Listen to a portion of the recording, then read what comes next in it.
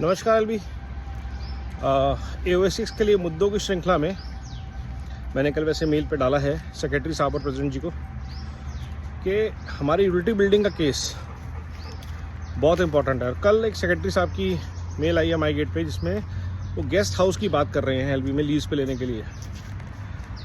Utility building case अगर हमारे पास आता है, AOA के पास 4 से 6 कमरे यूटिलिटी बिल्डिंग के अंदर हैं जो गेस्ट हाउस की तरह डिज़ाइंड हैं, तो आपकी जद्दोजहद ख़त्म हो जाती है क्योंकि वो AO की ही प्रॉपर्टी है। आपको किसी से लीज पे नहीं देनी, किसी को पैसे नहीं देने, किसी के सिक्योरिटी लॉ एंड ऑर्डर को नहीं देखना।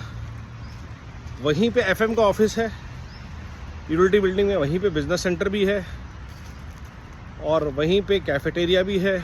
LB के लिए बहुत अच्छी एसेट जो बिल्डर ने बनाई थी, प्रॉमिस की थी, उसको जीतना हमारे लिए सबसे इम्पोर्टेंट होना चाहिए, कुछ स्टैंडिंग के हिसाब से भी और अपने हकों की लड़ाई के हिसाब से भी। दूसरी चीज़ जो मैंने रिक्वेस्ट की है कि RP से हमारे जो मुद्दे हैं उस पर क्या बातचीत हो रही है। जो अनफिनिश्ड प्रोजेक्ट के पार्ट है, सिर्फ टावर नहीं थे, बहुत सारी चीज। क्लब आज तक RP की तरफ से अनफिनिश्ड है। MP थिएटर बनना था, वो आज तक नहीं बना।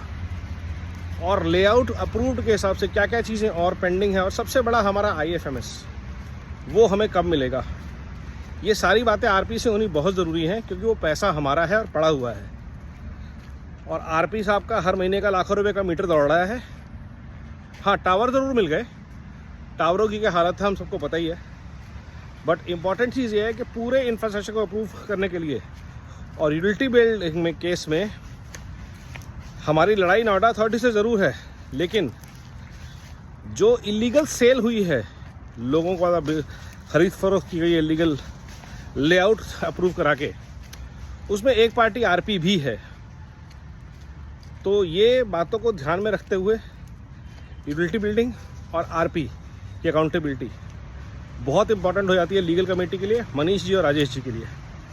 तो उनसे अनुरोध, इस मुद्दे को तुरंत उठाएं क्योंकि 29 अप्रैल को हियरिंग है यूटिलिटी बिल्डिंग की और किसी भी हाल में हमें यूटिलिटी बिल्डिंग जीत के रहनी है, अपनी AOA के लिए, रेजिडेंट्स के लिए, फैसिलिटीज़ के लिए, फ्यूचर के लिए।